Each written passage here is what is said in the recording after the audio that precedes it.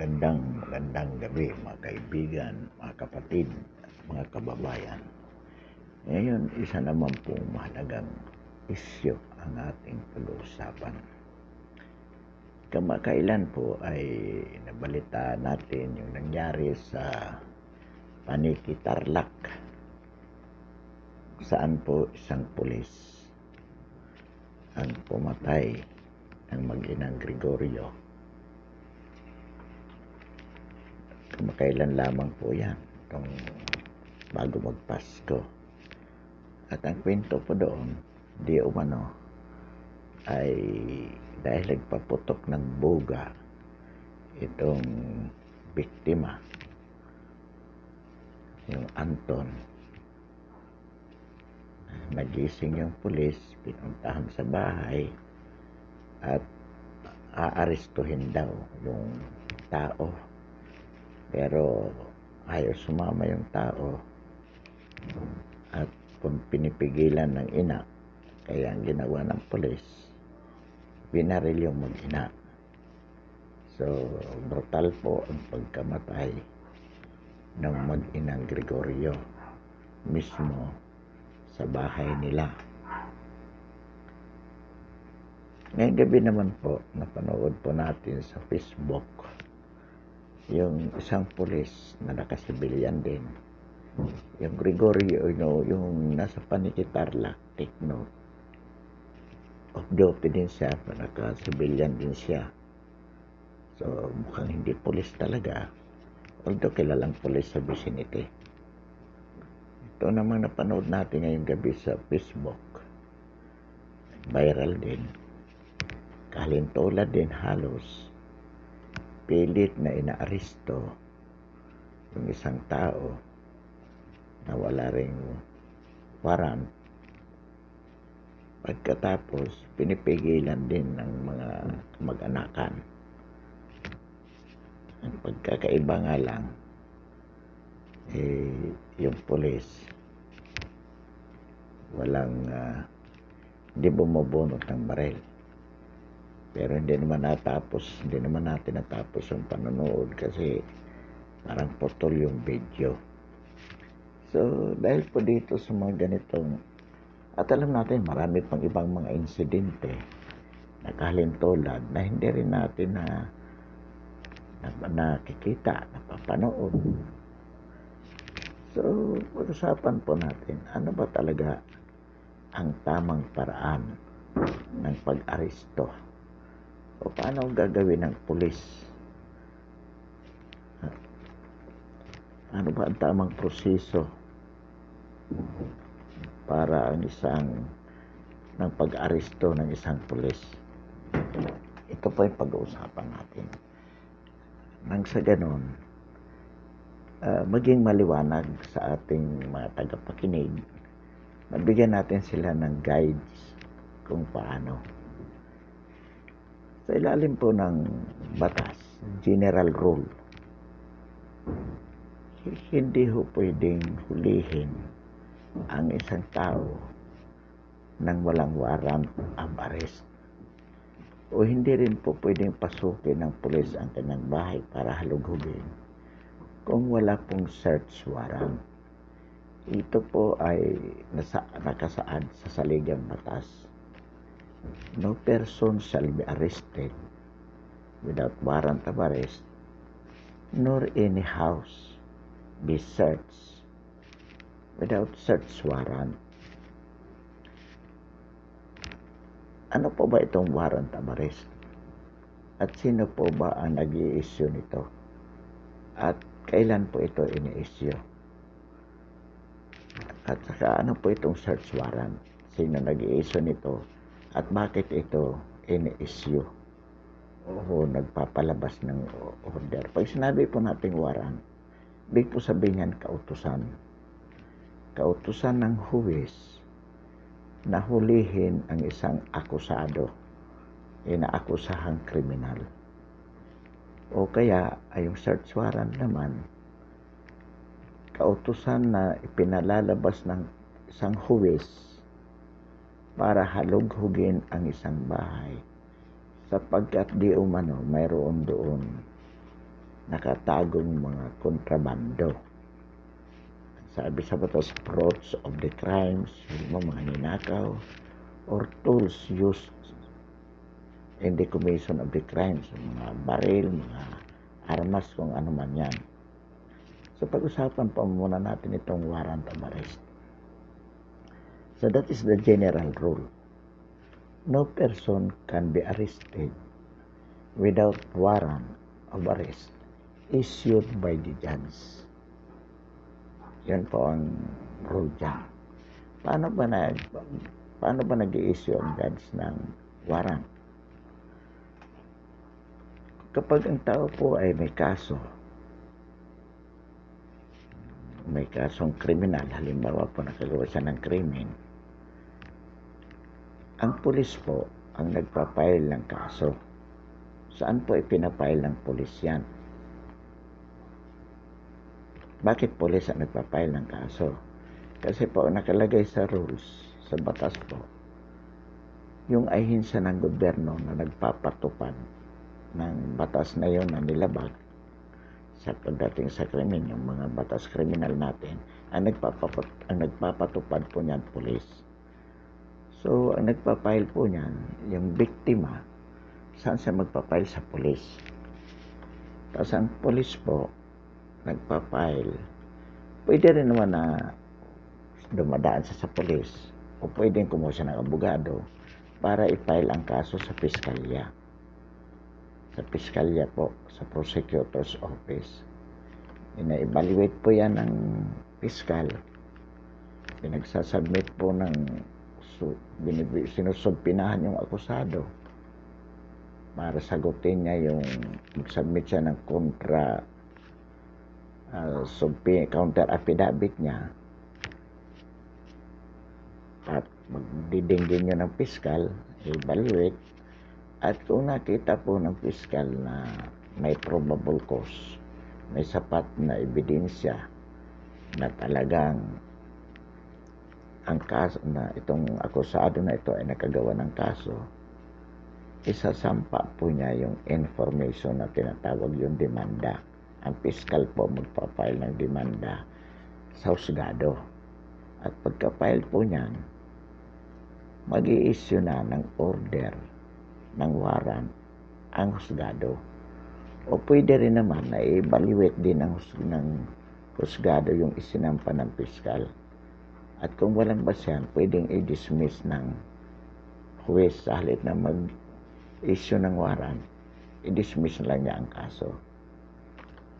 Ngayon, doon po sa pag-evaluation ng piskal, kung nakita po ng piskal na walang sapat na dahilan, walang probable cause o prima facie evidence, kung tawagin, pwede din pong i-dismiss ng piskalya ang kaso. Hindi na makakarating sa husgado. Ngayon po, assuming na sabi ng piskal mayroong prima facie evidence o probable cause, isinampa ng piskal yung kaso sa husgado. Dalawa po ang pwedeng gawin ng huwes. Sabi nga natin, either to conduct his own investigation and dismiss the case if the judge found no probable cause. Or, pwede namang gawin agad ng huwes. Since isinampa ng piskal yung kaso, mag-issue na agad siya ng warrant. Kamilimitan, ganun po ang ginagawa. Pag na-issue yung warrant, ibibigay po yun sa pulis. Meron silang tinatawag na warrant section. Pulis na po ang aaresto doon sa tao.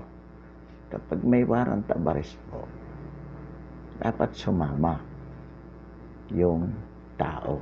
Sapagkat kung hindi po siya sasama, may karapatan ng pulis na pilitin siya.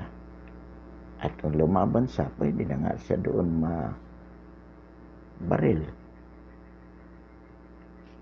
So, yun po ang tamang proseso ng pag-aaresto. At dapat po, yung magsaserve ng warrant,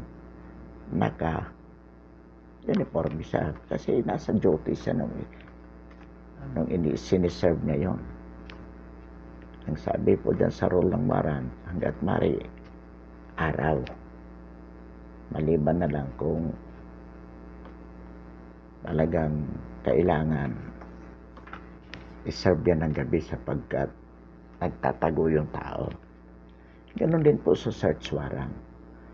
Ang search warrant naman, ang proseso niyan, ang pulis direkta nag-a-apply sa judge for the issuance of the search warrant based on personal knowledge of the witnesses na mayroong kontrabando na nakatago doon sa bahay na gusto nilang halugugin. Kapag po if the judge is satisfied that there is probable cause to that allegation, pwede po din siya mag-serve po siya, mag-issue po siya ng search warrant. At yun po, isa-serve ng polisyon para maghalughog. Ang role po dyan, kailangan specific yung lugar doon sa bahay na hahalughugin. Hindi po lahat ng bahay ay halughugin. Dapat yung sinabing to kwarto lang na to sa babae, yun lang po. O yung kwarto sa taas, yun lang po ang halughugin. Hindi po pwedeng buong kabahayan. Kung ano lang po ang nakasaad doon sa search warrant na dapat halughugin, yun lang po. So, ngayon, kung mayroon pong search warrant, hindi ka rin po pwedeng tumanggi. Pasokin ng pulis. Kasi, kung pwede po nilang pilitin, meron silang karapatan na may kapangyarihan ng pulis na kahit ayaw mo, pilitin nilang gawin yan kasi may search warrant sila. So, yan po ang tamang proseso. Pero sa search warrant po, nakalagay doon, it has to be served during the day unless specifically provided in the search warrant that the same can be conducted at the night. So, yan po. Kailangan tingnan nyo. Kung gabi yan, bakit? At gabi, may nakalagay ba dyan na pwedeng maghalughog kayo ng gabi? At doon po sa search warrant, yung protocol po dyan dapat i-coordinate nila sa barangay. I-coordinate po sa barangay. Okay po. So, intisimbe na ganun din po naman sa warrant. Dapat it has to be coordinated with the barangay, no?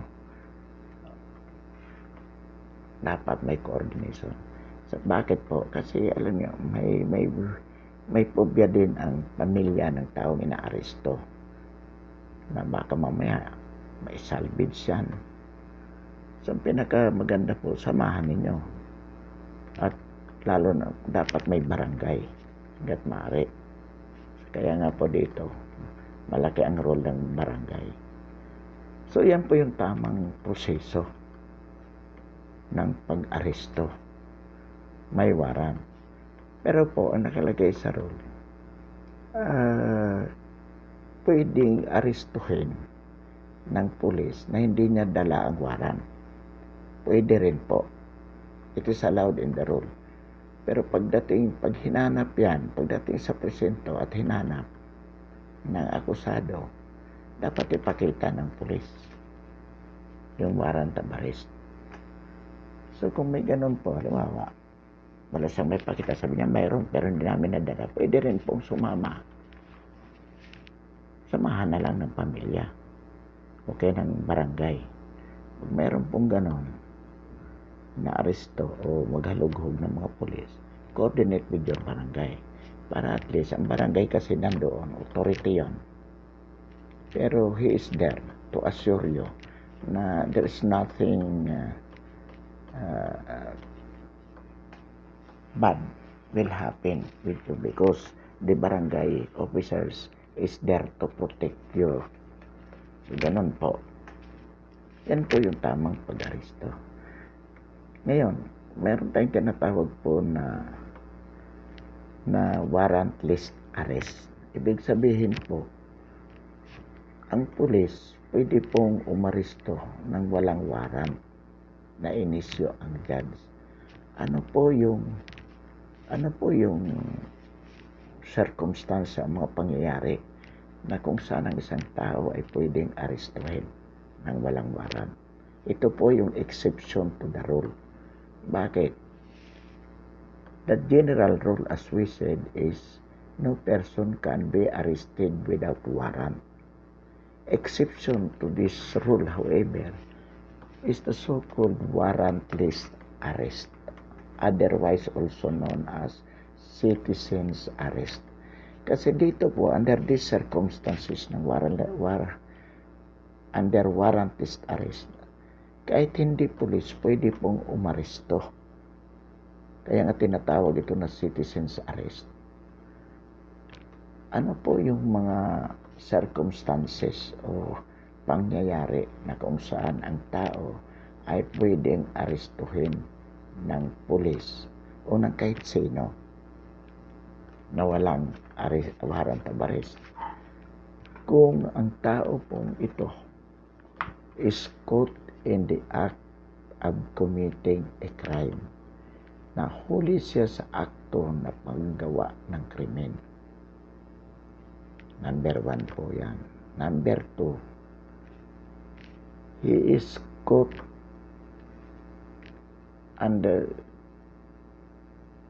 about to commit a crime. Nahuli siya na siya ay nagtatangka na makagawa ng krimen. So he should be arrested. He can be arrested without warrant. Or he has just committed a crime and the arresting officer has personal knowledge that the person to be arrested has just committed a crime. Ano po ibig sabihin nun? Kitang-kita mo na itong tao na to nakagawa ng krimen. Katatapos lang niyang makagawa ng krimen. And he is perhaps on his way to flee. So, pwede mo siyang arestuhin ng walang warrant of arrest. Ngayon, pag na-aresto po, anong gagawin ng pulis? Ang gagawin po ng pulis, dadalhin sa presinto yan. Ito yung tinatawag na ipa-inquest.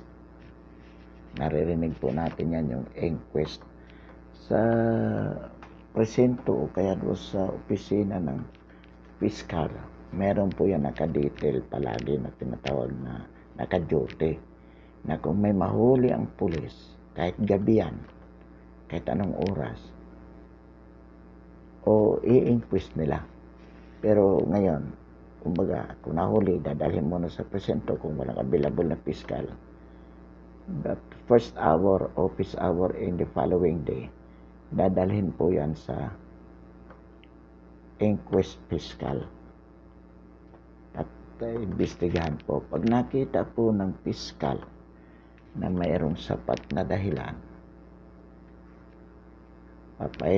sasabihin niya, sige, kulong yan. Papailan niya agad ng information sa korte para makumpay yung requirement ng batas na dapat pag nahuli mo within 9:36, within 9:18 or 36 hours requirements, dapat madala sa judicial authority yung nahuli mo. Madala po yan sa korte. So yan po ang ginagawa ng itong 9:18:36 office hour po ito. So kailangan po ma-file. Ngayon kung nakita naman ng piskal, ng inquest piskal na walang dahilan, iutos na sa polis na pawalan. Sabi niya for further yan. Yan ibig sabihin yan, for further investigation. Kulang ang ebidensya mo, manghalap ka pa ng ebidensya kung gusto mong i-pursue yung kaso. On the while,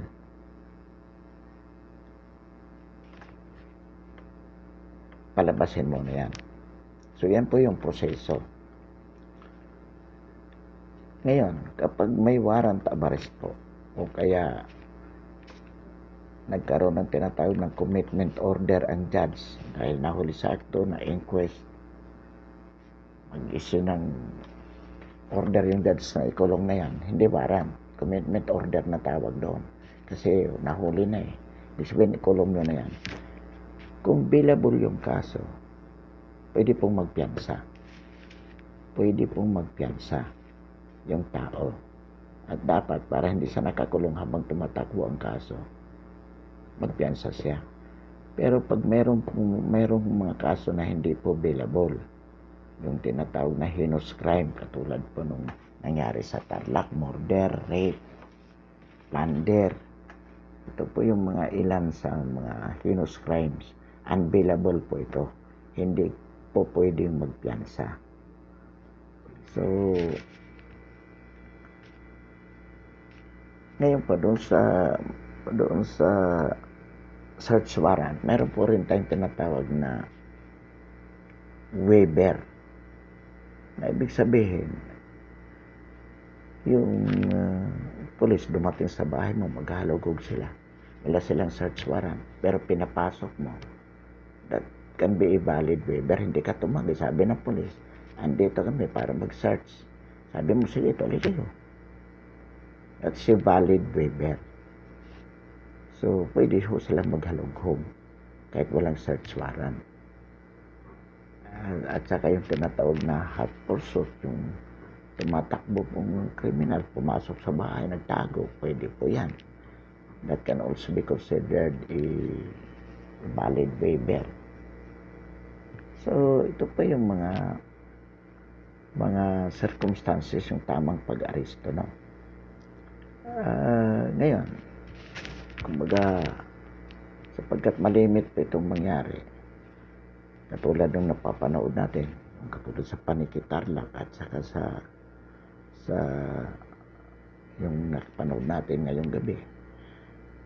Ang gawin nyo po agad, kapag mayroong pulis, may warrant, wala na gusto manghuli, maliban doon sa nahuli ng caught in the act of committing a crime, no? Talaga wala tayong magagawa doon, dadamputin talaga ng pulis yun, yung falling under warrantless arrest. Pero halimbawa po, limit, meron pong nangyayari mga pulis na basta dumadampot na hindi naman nahuli sa akto. Ang gawin po natin, this practical na rin.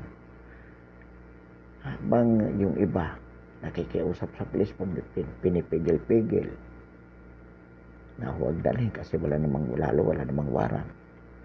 Pumunta na po sa barangay, meron na pumunta sa barangay Sumundo, para at least merong barangay official or tanod na nakakasaksi po. Malaking bagay po yun, sapagkat kahit ang pulis, kapag may barangay na, ay kumbaga mangingilag na rin po yan. So dapat yung barangay talaga i-coordinate palagi sa barangay yan. Hindi naman po pwedeng tatanggi ang barangay kasi duty rin nila humingi ng assistance itong tao, kayo. So hindi sila pwedeng tumanggi. Kaya yan po yung ating dapat gawin. Ngayon, kung alam po ninyo talagang pwede naman kayo sumama o samahan nyo. So, kung pinipilit ng pulis para hindi na humantong doon sa katulad ng nangyari sa Paniki Tarlac, o hindi ipasama nyo. Makiusap lang na mare, hintayin yung barangay para tingnan yung barangay. Kailangan na mayroon. Kung walang barangay, matter comes to worse, member po ng pamilya sumama. Kung hindi kayo pasakayan doon sa mobile, di sundan ninyo. Pero yung paghuli po na walang warrant, generally mali po yan. Hindi tama. Secondly,